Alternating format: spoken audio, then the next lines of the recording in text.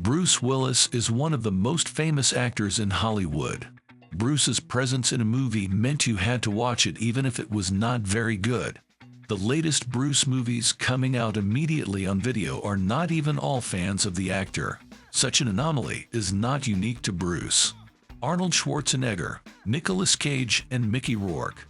These actors did not want to leave at the peak of popularity and ended up sinking to the bottom, playing in movies that were quite difficult to watch. It's all about money because you have to pay for expensive real estate, even when you're retired. Today we would like to recall the career path of Bruce Willis and dwell on several points.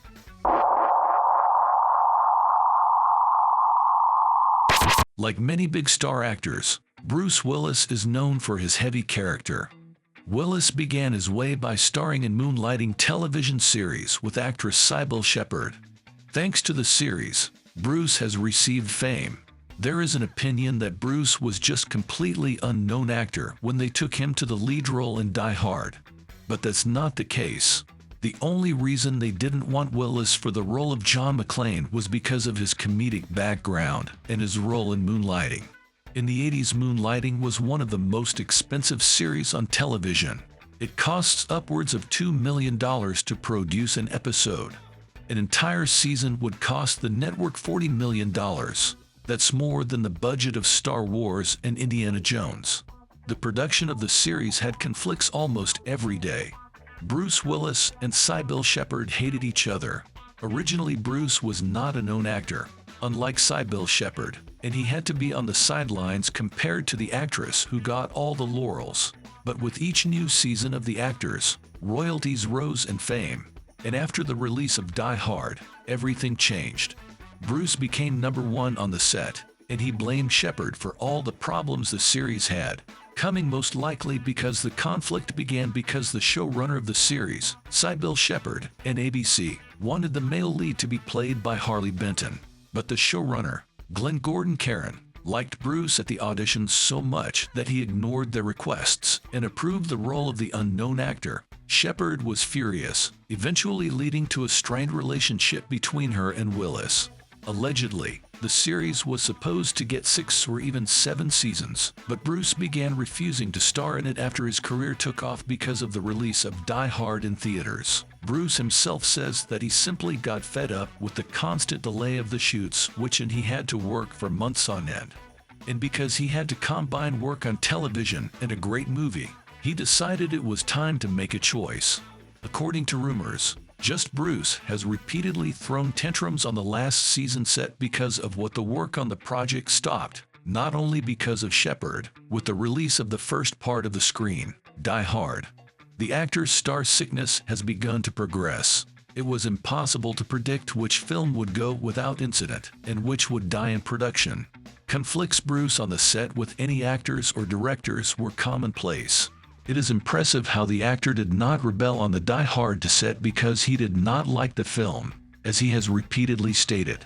The studio allowed him to do absolutely everything on the stage, and director Renny Harlin was trying not to argue with the main star of his film. But Hudson Hawk, who followed Die Hard 2, was not so lucky. During the shooting of this film, many actors consider the worst days of their lives. Actors Bruce Willis and Danny Aiello were great friends and wanted to be in a movie together. So as soon as the Hudson Hawk script fell into the hands of Bruce Willis, the role of Tommy was immediately given to Danny Aiello. Bruce and producer Joel Silver chose the director for the movie together. They liked Heather so much that they didn't hesitate to ask director Michael Lehman. Many critics believe this was the biggest mistake. Lehman has only had 2 small films in the past, and it was difficult for him to work with a star like Willis. Joel Silver is one of those producers who always rely on the central star of their films, letting her do almost everything on the set, as in the case of Predator, Die Hard, and Lethal Weapon. The constant improvisation of the lead actors and changes to the script during filming favored the films. This approach on the set of Hudson Hawk was a disaster. Bruce made so many changes to the original script that he had to be listed as a screenwriter for the film. Because of these changes that were added during filming, the expensive sets pre-built for the movie were included.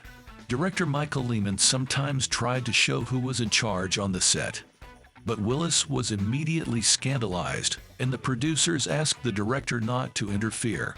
Actor Richard Grant calls Hudson Hawk a stinking pile of shit, but after the failure of the film and winning the Golden Raspberry for the worst script, Bruce blamed it all on the studio.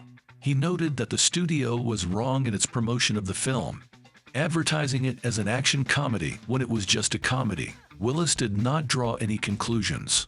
After the failures of Hudson Hawk and The Last Boy Scout, the actor's next work, the thriller Striking Distance, directed by Rowdy Herrington, was similar to Hudson Hawk. Willis began to change the script again. It got to the point where the first test screening at Sony Studios went horribly. According to studio officials, the audience simply the picture and then had another title, Three Rivers. The audience described the picture as Hudson Hawk, from which they had removed all the humor had been removed. The studio sent the picture for expensive additional shooting.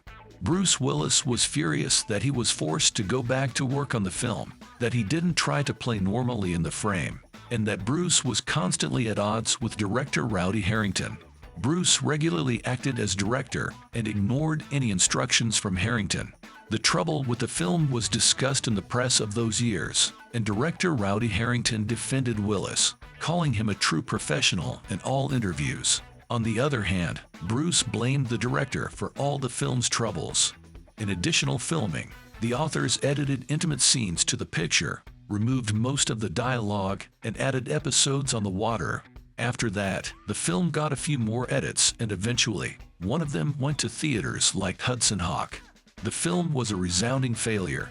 Rowdy Herrington's career was over, and Bruce Willis calmed down a bit. And for almost 3 years, the actor's new movies that came out were scandal-free. 4 films came out during those 3 years with Willis, and only one failed.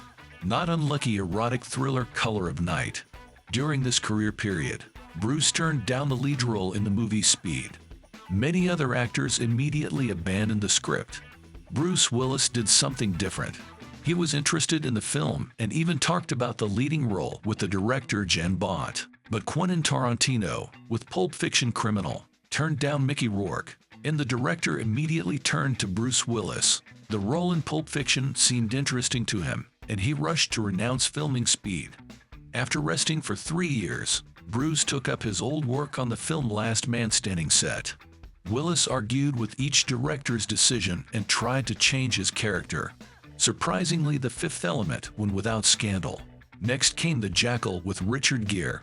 Bruce could not work with the other big star. It went to the fact that the actors were filmed separately. After the film premiere, Gere and Willis think negatively about each other and never promise again for any money not to work together. A collaboration with Michael Bay in Armageddon followed this. Usually, Bay is hard enough to work with actors, and we should have expected another scandal with Bruce. But the actor was restrained by his new contract, which spelled out multi-million-dollar fines on the set. He behaved quietly enough, limiting himself to statements in the press that he would never work with Michael Bay again, except for Armageddon and The Sixth Sense, in which the actors were the last big box office hits in the early 90s. The last known conflict of the actor was the film Cop Out hit the big screens in 2010.